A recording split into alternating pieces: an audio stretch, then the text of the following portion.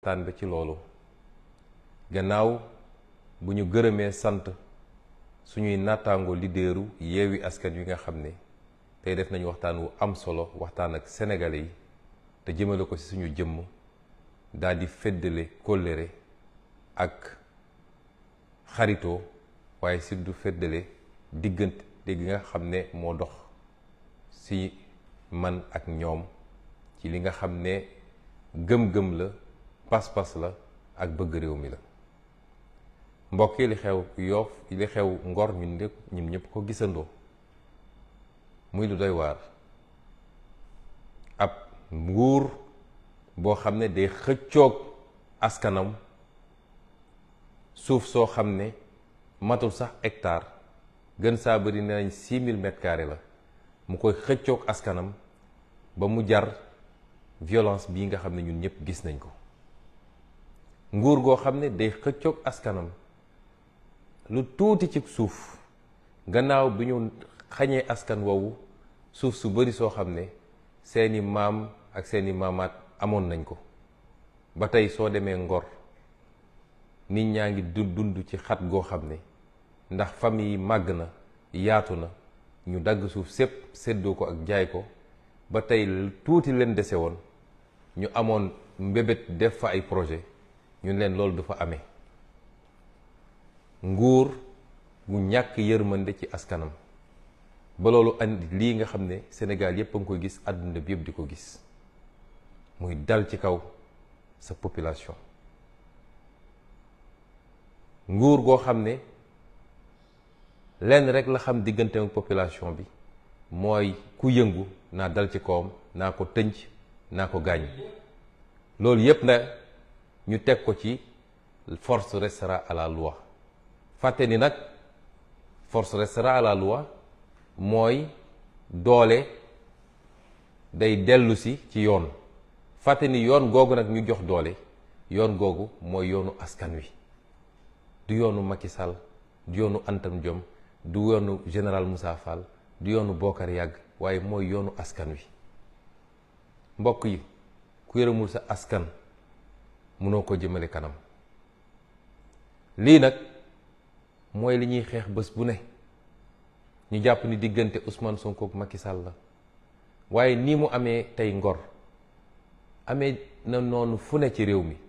muy dëkku taax yi muy dëkku kaw gi bis bu ne ñu dal ci kaw ay population jaay leen doole amuñu fuñ ko jooytoo te li gën a yéeme ci li xew jamono ji mooy bu yi amee télévision yi Sénégal yi sax ñemetuñu ko wone ndax Macky Sall nee na leen bu leen wone su may noot sama askan bi ko kenn wone moo nem de France bee ñu ne démocratie la bu manifestation yi amee ak ni muy métti yépp télévision publique ak télévision privée yépp dinañ ko wone ba askan wi xam li xew tey bu dul woon réseaux sociaux yi ak yenn page Facebook yi sénégalais yi duñu xam li xew ci réew mi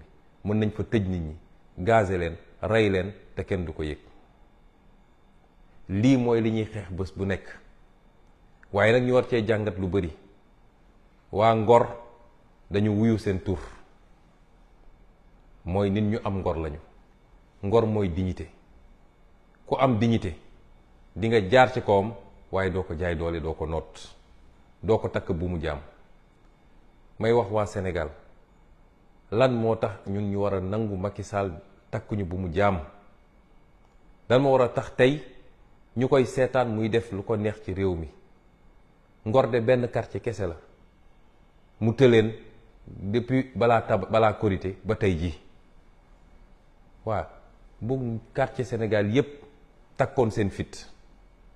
takk seen ndigg jàkkaarloog Macky Sall gëm naa ni du fi def genn wàllu fan dina takk ay bagaasam dem ñii woo nag ñépp ñu am solidarité ak waa Ngor rawatina ñii seen dëkkandoo di Yoff di Wakaam ba Cambérène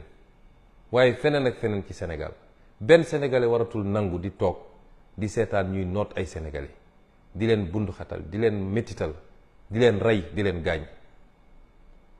dégg nañu sànq ab xibaar boo xam ne ñu ngi koy vérifié wu ñu ne ñu am na benn gone gu jigéen gu ci ñàkk bakkanam ñu ngi ñaan yàlla loolu bu mu am ndax nguuru Macky Sall li fi rot ci bakkan bëri na ci ay manifestation kese. Gis nañu ay image yoo xam ne yu doy waar la, ay nit nekk ci ay plage ñu leen di tiire ay bal fetal. te balaa korité bi gis nañ fa image yu doy waar, ay nit yor ay fetal nekk ci ay yoonu koñ di chargé di tiire ci kër yi. mu fàttali leen li xewoon sama kër le 7 février 2021 nga xam ne ay alkaati la ñu gis ñu taxaw ci kaw ay toit di tiire. njàmbaar nekkul ci loolu, ma koy wax toujours suñu force de défense et de sécurité yi lañ leen formé ñi ngi li ñuy xaar ci yéen mooy bu ay samba boy wala ay terroriste wala ñu bon a bon jóge fële bëgg a dal ci kaw Sénégalais yi ngeen won ñu ni yéen a ëpp entraînement ci Sénégal, ngeen won ñu yéen a gën a professionnel, ay jàmbaar ngeen. mais bés bu ne ñu yónni leen ci ay population désarmée ngeen di jaay ay commando mel ni Rambo bu nekk ci àllum Aziba. du lii moo taxoon peuple bi jël impôt am di leen fay ak di leen former. ngeen war a am yërmande ci seen askan te xam ni doole gi ñu leen dénk doole askan googu la, du doole Macky Sall. kon li xew Ngor métti na ci ñëpp, ñu koy massawu ñëpp,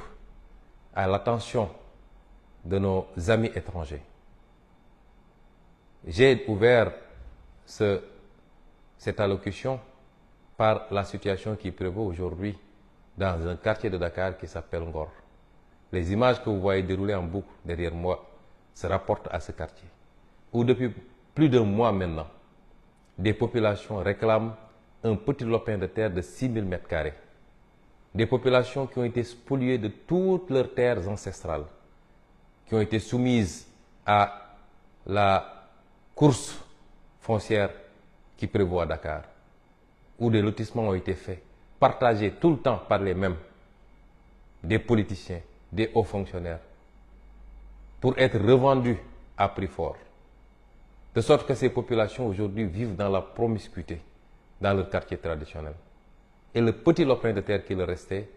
leur est aujourd'hui enlevé pour soi-disant l'édification d'une brigade de gendarmerie, ce qu'il faudrait vérifier d'ailleurs. Et ces populations disent niet. Et la seule réponse que Macky Sall leur sert, c'est encore la répression, la violence et la brigade.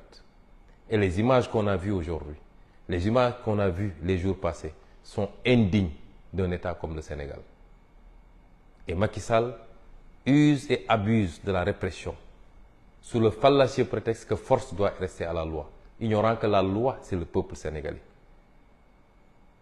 Et ce qui se passe est déplorable. Et c'est cela l'objet de notre combat de tous les jours. C'est ces violences que nous subissons tous les jours. Beaucoup de Sénégalais ou certains Sénégalais ont pu penser que c'est une adversité politique simplement, que ça tourne autour de la conquête du pouvoir. Que nenni, on se bat pour des principes et des idéaux, pour que notre démocratie, pour que nos libertés ne soient pas confisquées par un homme boulimique de pouvoir, entouré de gens qui se sont enrichis sur le dos du Sénégal et des Sénégalais. Et aujourd'hui, nous constatons ce qui se passe à Ngor avec beaucoup d'amertume. Mais l'enseignement qu'on en tire, parce qu'en Wolof, Ngor veut dire dignité. Et ces habitants-là répondent bien au nom de leur cité. Parce que désarmés, même désarmés, ils font face à un régime arbitraire et délibérément violent. Nous appelons tous les Sénégalais à se solidariser avec le quartier de Ngor. Et le principal enseignement que j'en tire, c'est que si les Sénégalais se mettent debout,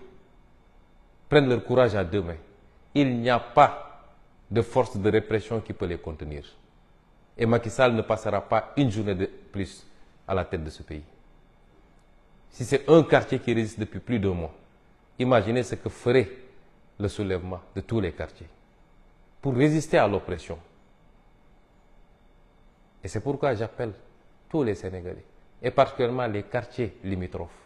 de Yoff, de Ouakam, de Cambérène, tous les quartiers limitrophes, à se solidariser avec nos frères de Yoff. Il nous avons été informés qu'il y aurait eu déjà un mort, précisément une jeune fille. Nous sommes en train de vérifier l'information et nous souhaiterons qu'il n'en soit pas ainsi. Et ce serait déplorable parce qu'il y a eu trop de vies humaines perdus sous le régime de Macky Sall, abattus lâchement par des forces de défense et de sécurité pendant des manifestations. Des dizaines aujourd'hui. Et Macky Sall ne compte pas s'arrêter à si bon chemin. Il faut arrêter ce massacre qui ne dit pas son nom.